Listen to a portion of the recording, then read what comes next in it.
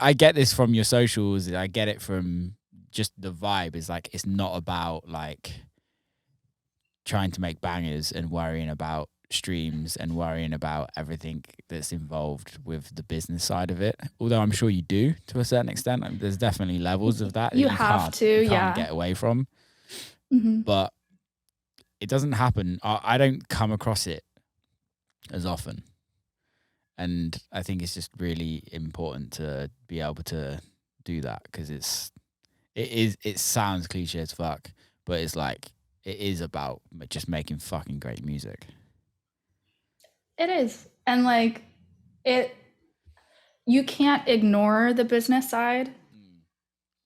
It's 100% part of it. I still look at streams. Of course I care about numbers, you know, because that's how I will keep getting booked. It's how we get judged.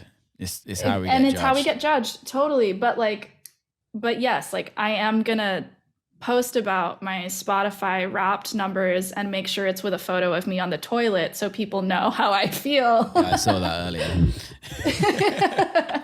So like it's clear that I don't think it's everything, and I wish it wasn't so important. But like it is, and I feel like over the years I've gotten much better at trying to be business minded while still trying my best not to dilute what I'm doing with the creative side. But that's also why I have, you know, like a manager and agents. Yeah, so they can do that. They can deal with that. It's so interesting because like you and I are like I think we both can relate on the music side of things, but I feel like you're very like relaxed about. Tell me if I'm wrong. I'm just massive. This is what I'm kind of getting a vibe, but you're like very relaxed on the business side of things, where I stress so much about it. Oh, I stress 100%. Okay, I stress. Cool, good. I'm trying to play cool right now. Yeah, don't play cool. So no, cool. 100% stress, you know. I have to remind myself, like, the thing that I'm actually really fortunate to have is that I do have a safety net. Yeah. I had a career before this. Yeah. You know, like, and there are a lot of musicians that I know that are full-time musicians that I've spoken to that like, that is the big fear. And I feel like a lot of decisions get made out of desperation. Yep. 100%. A lot of creative decisions get made out of desperation to make sure that they can sustain that music career. Yeah. I feel fortunate enough that I know, like, if I stop making money with music, I'm just going to go back to doing my film and TV stuff. Yeah. And I can still keep doing what I love and not worry about the business side. Do I want to do that? No, because it was fucking boring. Yeah. Yeah. Like, I don't want to do that. Yeah. So of course I worry about the business side too. And I get really stressed out. And then I have to like remind myself, like, okay, I've worked really hard in my life. Yeah. To be able to have options for myself.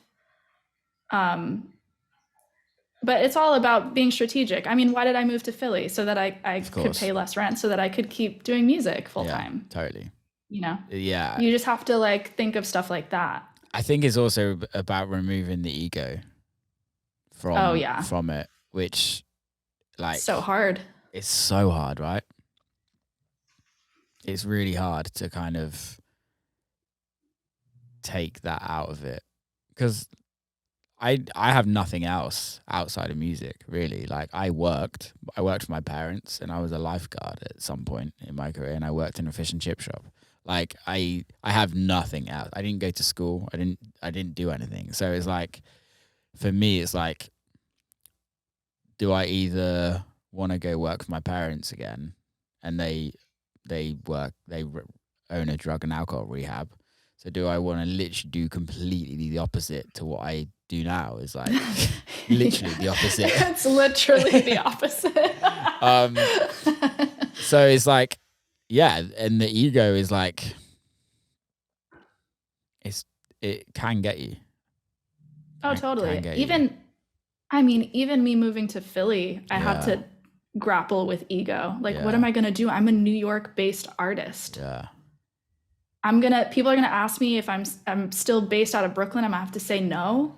I think it sounds cooler being based out from Philly, though. I think so too. I think it's but way cooler now. I 100% agree. I 100% agree. Because it doesn't but happen. I won't lie. Yeah. But the Josh thing Wink? is too, Josh Wink from Philly? is he? I don't know. Maybe did I just make that up? Sorry, carry on. I know. Carry. No, I was gonna say there are a lot of musicians here. I know Tierra Whack lives here. Really? There's another musician, Body Meat, lives here. Like, there's some really cool stuff here. Yeah, Josh Wink's from Philly. Okay, yeah. I mean, the mastering engineer that I've been working with since I released my first EP lives in Philly. Oh, really? That's cool. Yeah. Do you ever go Ryan in? Schwab. Well, no, and now I can. Yeah. You know, like, I'm so stoked about that. And but the thing is, like, last couple of gigs I played, people be like, "Oh, you're still in Brooklyn?" I'm like, "No, I just moved to Philly." They're like, "Why?" Yeah. It's the judge Like, from fuck everybody off. else, right? Yeah. But it's ego. You have to just get rid of that shit. How do you get rid of it?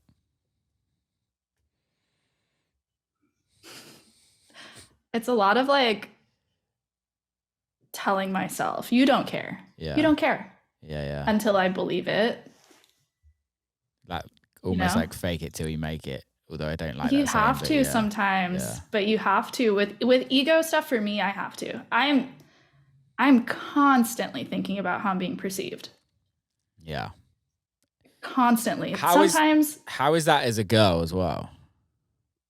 Oh, well, there's a whole other level of it, because Yeah. you're not only thinking about, like, whether you're cool or relevant enough, you're also thinking about, are you respected enough? Yeah. Yeah. Do people believe you're making your shit? Oh yeah, that's the rough one. That is a rough one. It is what it is, though. Like, and so I think about it all the time. I'll to the point where it's like I'll make conscious decisions about social media posts. Yeah. Because I don't want to give people the wrong idea.